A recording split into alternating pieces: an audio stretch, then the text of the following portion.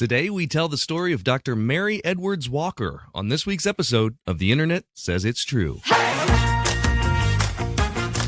Hey, welcome to The Internet Says It's True, where every week we learn something that sounds like I made it up, but it's really true. Part of the WCBE podcast experience. My name's Michael Kent. This is episode 180 straight weeks I've done this show, with the exception of 1 week earlier when I was sick. Anyway, thanks again for tuning in. Lots going on over at Patreon. I posted 4 recent shows there for the gold level members. Those are full videos, by the way, of my magic shows that I make available to everyone who pledges at the $10 level. But you don't have to pledge that much if you don't want. Even if you just do $1, then you still get access to a lot of goodies. So head there, Tizziters.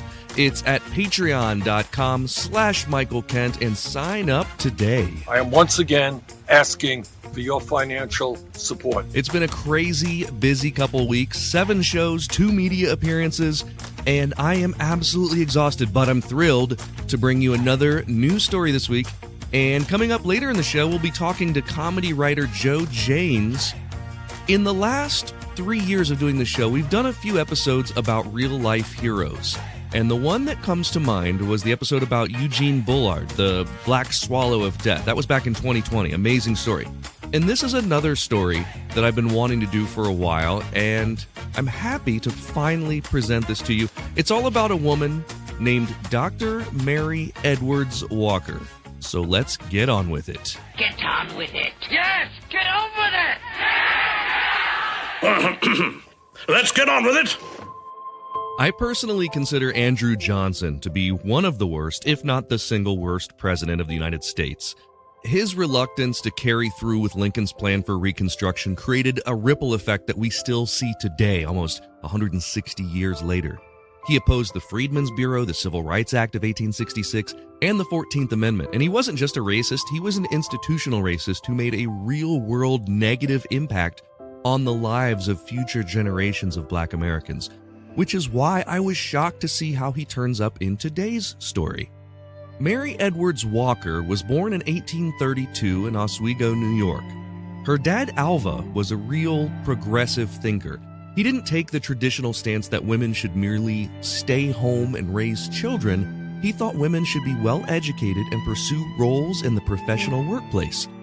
He was also into health, and he instilled a lot of his beliefs into his daughter, Mary. They were prohibitionists, believing that alcohol and tobacco were horrible for health. Alva also believed that many of the women's fashion trends of the time were unhealthy, and he was right. It was the fashion for women to wear corsets, which had the potential to cause internal organ damage. He believed that everyone should wear loose-fitting clothing, and he actually forbade his daughters to wear corsets.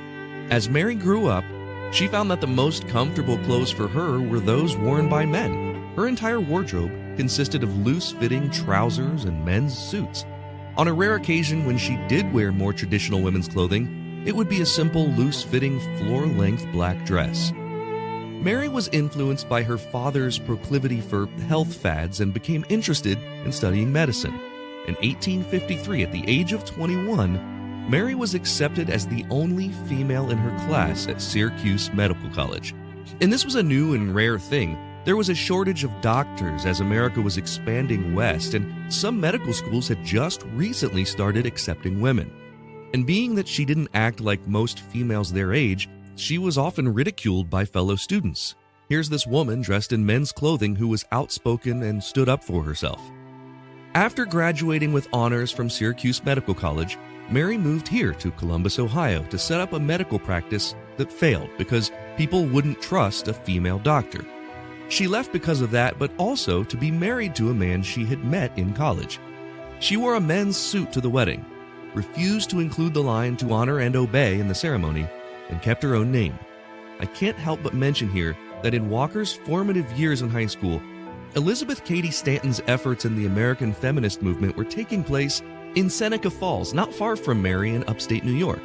So while I didn't see that she ever attended the Seneca Falls convention, she would have only been 16 at the time, I think it's likely that she was positively influenced by the feminist movement. So after being married, the two set up a practice in Rome, New York, which also failed, and they ended up getting a divorce a few years later when her husband was unfaithful. She briefly went back to school, first to Bowen Collegiate Institute, and then the New York Hydropathic and Physiological School. Interesting story, by the way, about her time at Bowen. She joined the debate team, and they didn't want a girl on the team, so they made her resign, and she refused. She refused to resign, so the college suspended her. And her entire life was filled with stories just like that. Mary left New York Hydropathic and Physiological School in 1862 as the nation was descending into the chaos of the Civil War. And there was a new goal in her sights. She wanted to be an Army field surgeon to help in the Union war effort. She had already made her name as an influential woman. She often contributed articles to feminist publications like Sybil, which was a publication by Lydia Sayre Hasbrouck. She would write about topics like the way women dressed, encouraging other women to wear more comfortable and pragmatic clothing. She took this new goal of helping with the war effort seriously.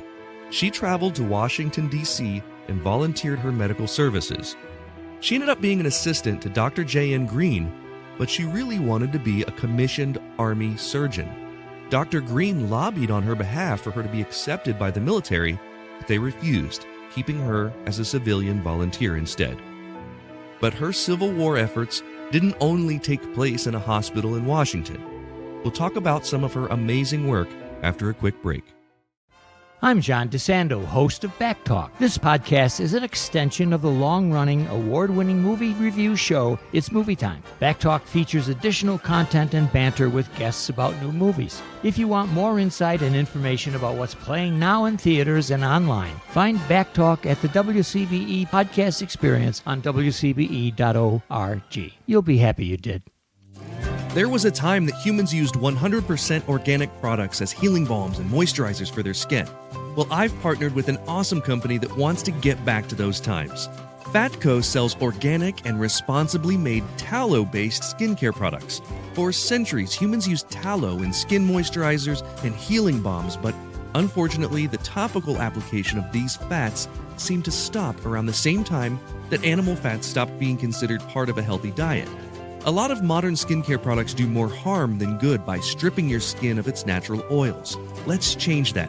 You can try them out now at fatco.com and get 15% off your order by using my promo code INTERNET. Go to theinternetsaysitstrue.com/deals for the link. If you love listening to this podcast every week and you want to show your support, that would mean a great deal to me. You can do that by becoming a Patreon member. We've got members at all levels, whether you want to pledge $1 a month or $10 a month. Just think about the value that you receive from this show. And if you like the histories and the stories that you learn about or the jokes that you hear, and if you think that they're worth it, consider signing up. For that, you get every episode ad-free and a week early, access to bonuses like the unedited videos of the guest appearances, and 20% off all merchandise. You can sign up today at patreon.com/Michael Kent. That's patreon.com/Michael Kent.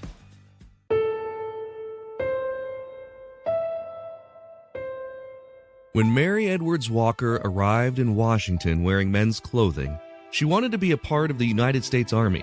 The Surgeon General refused, but allowed her to work as a civilian assistant to other surgeons. She was doing amazing work and eventually carried just as much job responsibility as her male counterparts in the hospital. She began a relentless letter-writing campaign to congressmen and senators to plead her case, but was continually refused. In the meantime, the work continued. Walker was, by this point, actually traveling to battlefields and setting up makeshift field hospitals in abandoned barns and warehouses. She was treating as many wounded men as possible and became an incredibly important field surgeon, but still a volunteer civilian surgeon, not getting paid. She was even helping to instill better practices for people treating the wounded, like teaching the proper way to carry injured men on a stretcher and arguing against how frequently amputations were being carried out. After the Second Battle of Bull Run in Manassas, she actually showed up on the battlefield in uniform, a uniform that she had created herself, a blue officer's coat, trousers with a gold stripe, a blue hat with a gold cord, and a green sash to indicate that she was a medic. General Ambrose Burnside was shocked to see her show up with her own uniform and allowed her to treat his wounded, 6 railroad cars worth, on their evacuation back to Washington. And on her return, she was denied a commission yet again.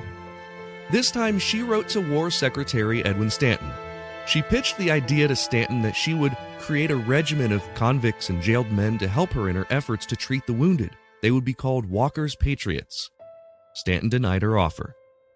At this point, she traveled all the way down to Tennessee to assist General George Thomas's Army of the Cumberland, and she once again petitioned to be commissioned. And throughout her later life, she actually claimed that General Thomas did grant her that commission, but there's no written evidence to support that. According to her biographer, Charles McCool Snyder, General Thomas's director of the medical staff fought against the idea of a woman surgeon, and he said it was a, quote, medical monstrosity, and he called for an Army Medical Board review of Walker's qualifications. It was there in Tennessee that Mary Edwards Walker had offered to become a spy for the Union. She was granted permission and set off to enter into enemy territory, actually making her way to treat wounded men behind enemy lines. As she was assisting a Confederate surgeon in an amputation, somehow she was found out and captured as a Union spy. That's how Mary Edwards Walker ended up on a train 700 miles away to the Confederate capital of Richmond. She was locked up in horrendous conditions at Castle Thunder, which was just the name of an old warehouse in Richmond used as a makeshift POW camp. She received a pencil and paper and began writing more letters, begging for her exchange out of the prison. After 4 months in rat-infested Castle Thunder, she was finally granted exchange. The man exchanged for her was Major Lightfoot, a Confederate doctor being held by Union troops. That prisoner exchange happened in 1864, near the end of the war. Mary's relentless letter-writing campaign continued after the war. She continued lobbying anyone and everyone she could to argue that she be commissioned, compensated, and recognized for her war efforts in those years after the war. She had sacrificed a great deal to help the Union and wanted a pension like her male counterparts.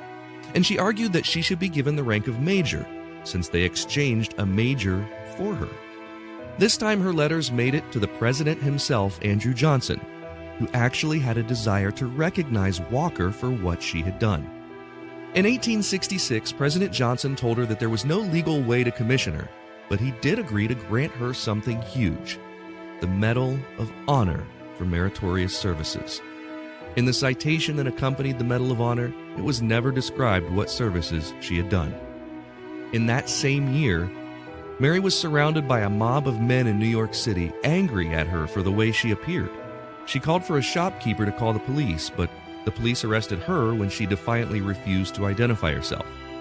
She took action against the arresting officer and won. In the trial, it was stated that Walker could dress however she wanted.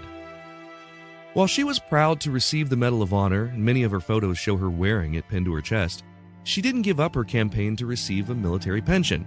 And after 10 years of letter writing, she was finally granted an $8.50 a month pension, and then it was later raised to $20 a month. In 1917, Congress decided that Medal of Honor recipients couldn't be awarded to non-combatants, so Mary, along with 900 others, had her Medal of Honor stripped away from her just before dying in 1919 at the age of 86. This injustice was finally rectified 60 years later when her family petitioned President Jimmy Carter. In 1977, her Medal of Honor was restored. When I read this story, I see someone who fought her entire life for what she wanted. She never relented and was faced with adversity every step of the way, just for being herself and doing what she was born to do, to help people. And at the time of recording this in 2024, there have been 3,517 Medal of Honor recipients. 3,516 of them have been men. That's right, to this day, Mary Edwards Walker is the only female Medal of Honor recipient. The internet says it's true.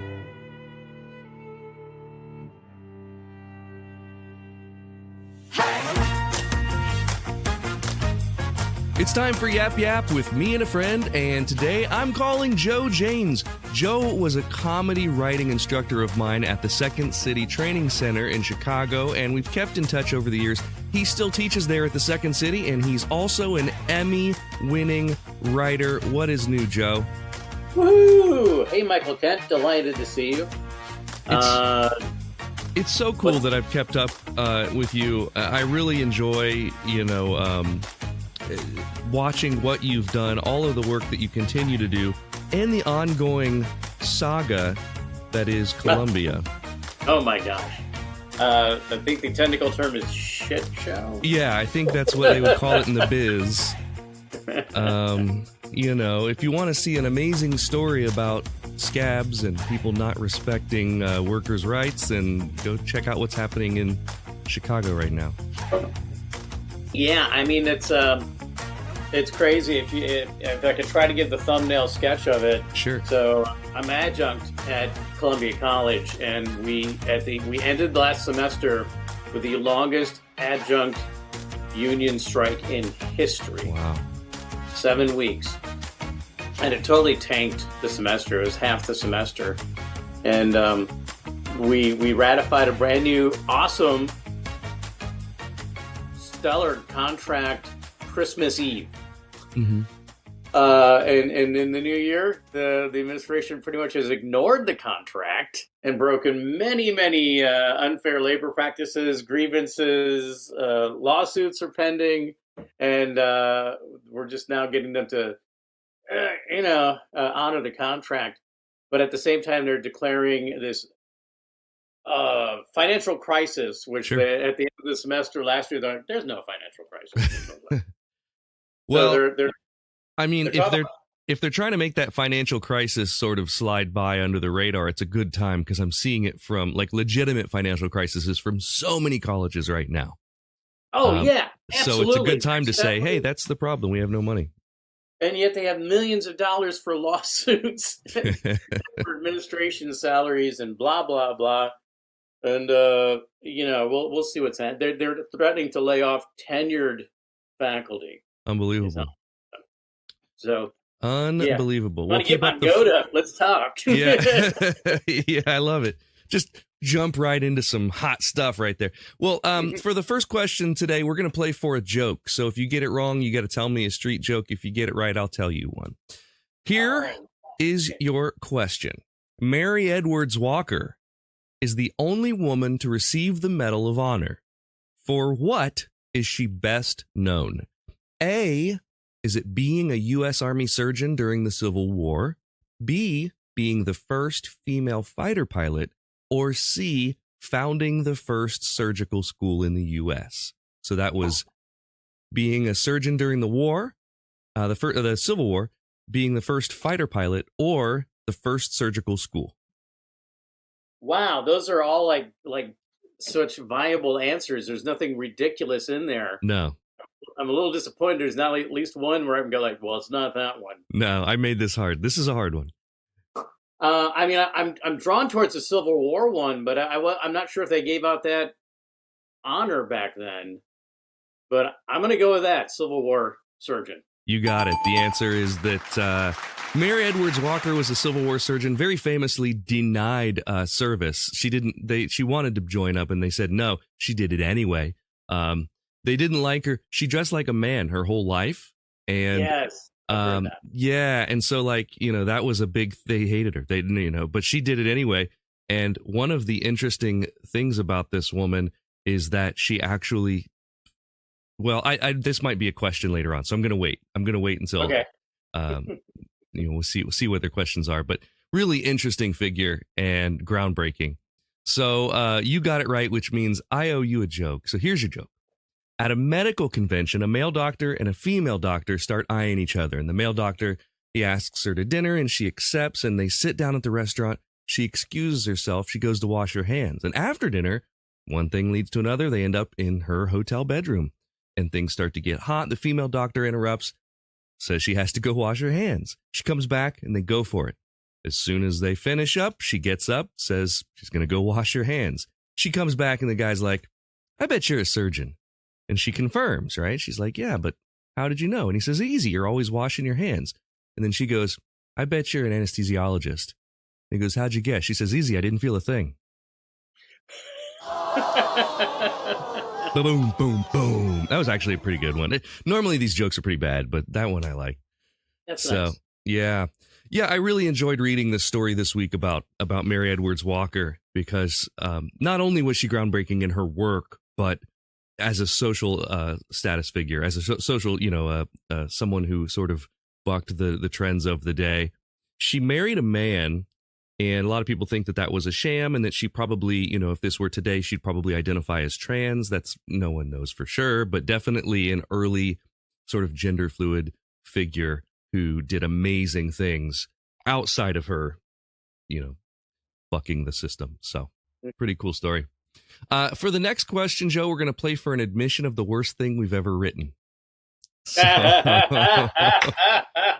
So I hope I don't win because this is going to be wincing. I hope that you get. I'm going to lose. I really want you to lose because I know that you've written a ton more than I have in your lifetime. You're always writing, and that's kind of what you do. And as a writer, I'm sure that you've got some good stories of stuff that just didn't make it. So. And you know what? I really didn't think about this one, so I don't have an answer. So you really better get this one wrong. Okay. It'll be hard to pick. here's the question: which one of these was used as an anesthetic during the Civil War? Was it A, mothballs, B, chloroform, or C, anesthetics didn't exist during the Civil War?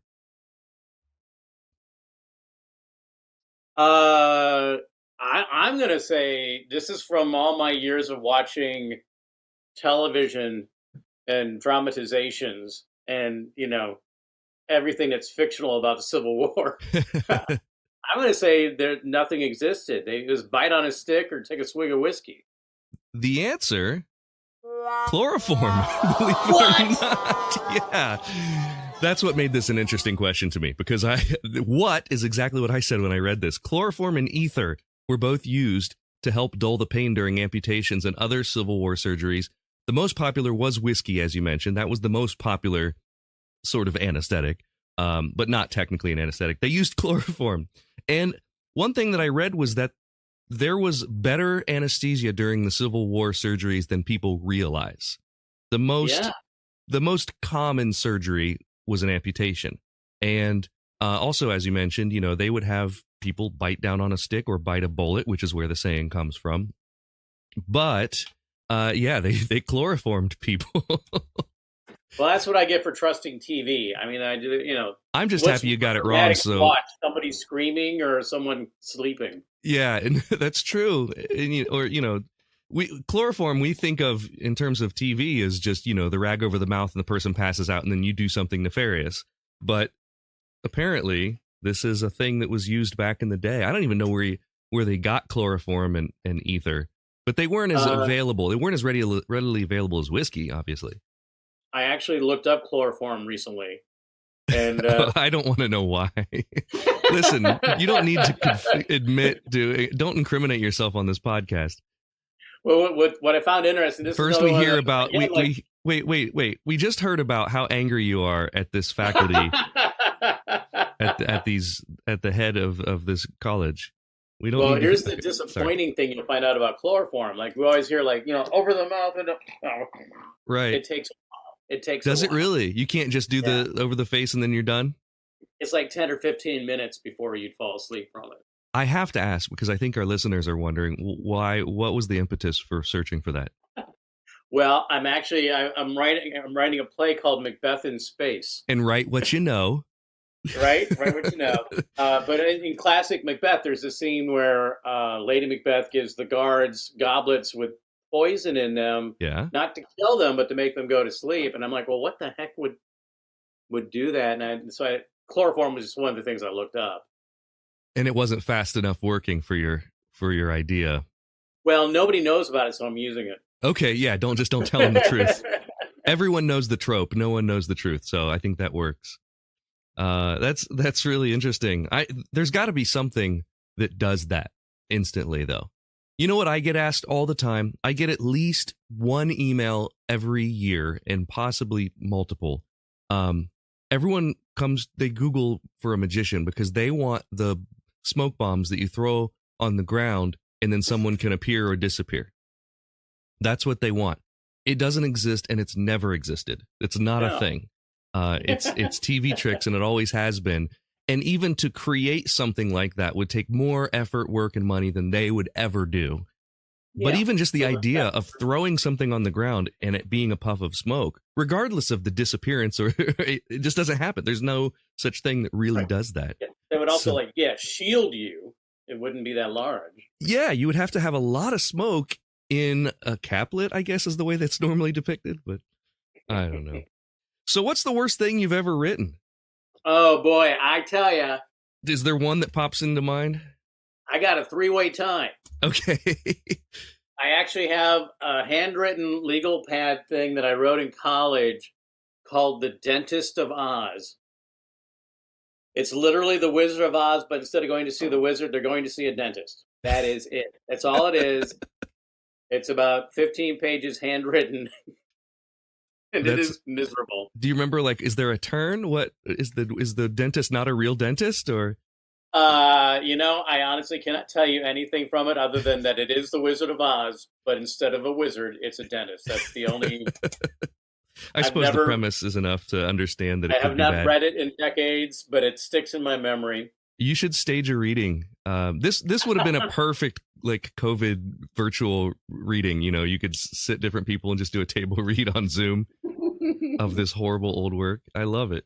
The other one would be a one that I wrote for my very first writing class at Second City as a student, where they were still trying to figure stuff out. So if you remember, people would bring in scenes and you'd cast it and we'd all read it together. Mm-hmm.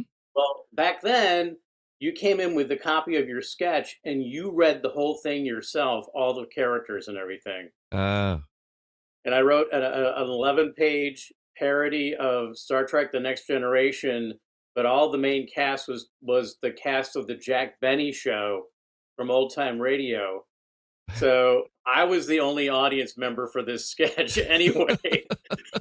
But it was a long slog of reading it all by myself to silence. And did you do voices? How does that work when you're trying to depict the voices? Don Wilson was Worf, yeah. That's amazing. That is amazing. I have some of the sketches that I wrote probably for your class. I did a few different levels of the training center, those summer immersions, and I guess they weren't in the summer because one of them it was snowing. But yeah, they're really bad. The sketches I wrote for that, they were my first attempt, and I kept them all. Yeah, then you're building muscles then, so you got to cut yourself some slack. Oh, absolutely. And I've seen that with magic, where I've told the story on this show many times, but one of the worst things I ever wrote was this idea for taking a trick that magicians know as Macombical deck. Billy Macomb was a magician who had this idea that I'm going to make a prediction. I'm going to stack the odds in my favor. So you're going to choose something after I've made my prediction, but the audience can see that what you're choosing from all match my prediction. So I'm forcing you to pick the thing. And then the audience member picks something different. So that's magic trick number 1. And magic trick number 2 is the prediction then changes to match what they picked. Well, I had this idea. Now that everyone is very familiar with the plot of Macombical deck, which is way in the weeds, that was going to be the Golden Girls. And so I had all the Golden Girls, and the premise was you're going to choose which Golden Girl to be romantically involved with or something. And it just didn't work. It was horrible. And the people it was for colleges, and the colleges, I thought there'd be a cult following for Golden Girls. There wasn't. No one cared. How long ago was this? This was probably 15 years ago. Probably right before the big Golden Girls wave. Well, yeah, reruns were on TV at the time. But I feel like the Golden Girls never went off of TV. No, but they definitely have this cult following now. I thought there would have been then. And I'll say many times if my wife and I are sitting trying to decide what to watch and it's late at night and we're we don't want to get into an hour-long show, we'll just throw on the Golden Girls from, if it's usually on TV, I usually don't have to go and find it on Netflix or whatever. And it's great because they're short and it's light and easy to watch. Well done. So. So, question 3. For this question, we're going to play for a sticker. The internet says it's true sticker. It's 3 inches and it's square and it's sticky. I've heard that's the only one you have. This is the rumor. It's this like is the Stanley Cup. If I get it, I have to send it back. Yes, and yeah, we engrave names on the back of it. It's a really old sticker. This is episode 180. There are a lot of names on the back of that sticker. Whoa. 215,000 soldiers died from battle in the Civil War. How many died from disease? So this is a separate number than the 215. 215 means like a direct injury from, the battle. Not a percentage from that number. That's correct. So how many separate died from disease? Was it A, 238,000, B, 80,000, or C, 412,000? This is another tough question. Yeah, because those are all really phenomenal numbers too. Because I was thinking well, it's got to be something really crazy that would be the right answer, or you wouldn't ask it. Right. Those are all pretty insane. What are the numbers again? So the first one was 238,000. That's a little more than that died in battle. The second one was 80,000, so less than half. Less. And then C was 412,000, which is almost twice. Well, that is the insane number then. It is the insane number. Yeah, I'm going to go with C. The answer was the more reasonable number. Oh, sorry, wrong sound effect. It was A, 238,000. So 20,000 more than died in battle actually died from disease. I guess if it was the crazy number, we'd hear that number more. Yeah. Yeah, I debated what the other wrong choice was going to be, and but if I made it lower, the 238 seemed too obvious. These questions I made a little bit too difficult this week, so this isn't you, this is me. So far you're 1 for 3. Question 4. We're going to play for an admission of the best thing that's happened to us this week. I have kept these stakes on this question for a while because I love hearing wins, like personal wins. Yeah, so, an admission of the best thing that's happened to us this week. A woman named Melinda Blaylock is known for having done what during the Civil War? I'm assuming nobody that's listening is familiar with that name before I just said it, so this is a total guess for everyone. A, fought for both sides of the war. B, drew up battle plans for General Grant. Or C, cooked the final meal for soldiers before the first shots were fired in Charleston. Oh, they're all hard. I made them way too hard this time. Well, then I'm going to go with, I've heard of most Civil War stories about women fighting in the Civil War. Yeah. I don't remember the names, but I've heard most of the stories, and most of them are, women pretending to be men kind of thing. Yeah, a lot of that. I'm going to go with fought on both sides. The answer, she fought on both sides. You got that one right. So this is a fun story. She followed her husband and joined the 26th North Carolina Regiment of the Confederate Army, disguising herself, as you said, as a young man. She called herself Samuel Blaylock. And I assume just said she was her husband's brother. I don't know how that worked. But they eventually escaped across Confederate lines. They joined the Union partisans in the Appalachian Mountains of western North Carolina. So apparently, I didn't know this, but I didn't know that there were Union partisans in the Appalachian Mountains. That I'm going to have to look up because that sounds like an interesting story. There was a resistance inside North Carolina. Who knew? That's kind of cool. Yeah. So, but she fought on both sides by doing that. Obviously, she probably never would have been able to sign up for an official Union regiment. I don't think if they knew that she was from, the 26th North Carolina, that they would have ever let her do that. But yeah, she fell in with these partisans and fought for both sides of the war. Fought against. Do they know what was there an inciting incident of why they switched sides, or they just woke up with I don't know, but I'm going to put Melinda Blaylock on my list of future stories because I'm thrilled by this. I'm completely interested. So I'm going to look up more and see what I can find out about this. But that was just I found that in a list of strange Civil War facts. I was looking for specifically Civil War facts about women because this story is about a woman. So. Well, you're 2 for 4. You're 50% right now. Batting 500, and this one's for all the marbles. So if you get this one right, you are welcome back on the podcast anytime. if you get it wrong, you're banned for life? And this is a kind of a tough question. Maybe. This one's open-ended. Joe Janes, who has been the most important woman in your life? Wow. It's a tough one, right? Well, you know, can we? It's sort of like, who's your favorite band except the Beatles? Can we say like, Okay, yeah. Most influential woman other than your mom? Other than your mother, sure, we can do that. Yeah, or it can be your mother. I mean, I'd be happy to hear a story about that too. You know, whatever you'd like. You know, honestly, I've got to go. There's been so many, and I got to go with Mrs. Kendall, my 5th grade teacher. Ooh, I like this. Why? She really encouraged me to write. Okay. And gave us a lot of writing assignments, and always had me stand up in front of the class and read what I wrote to the class because it was always funny. Oh, so she instilled some confidence in what you were creating. That's a good answer. That is a correct answer. You're welcome back on the show. I like that one. I kept thinking teachers too, because I was like, my wife has done amazing things for me. My mother, obviously, when I was younger, did amazing things for me. But I had an English teacher in college. Now I'm gonna doctor. Well, she made us call her Captain because she was an Air Force captain. She was a retired Air Force captain. Phoebe Spinrad was her name, and she was tough. Name. She was tough. She taught Shakespeare, and I did an entire quarter at Ohio State. We used to be on the quarter system, right? So I did an entire quarter with her about Hamlet, and she used real life stories of her experience calling out sexual assault in the Air Force and being thrown in the brig for it as a analogy to the stories in Hamlet that she was talking about, in the themes of like revenge and all this interesting stuff. And so it became this really, like, I have to this day, every week I think about like revenge versus justice when I'm watching the news or in politics, and like, is this justice or is this revenge? Is this spiteful?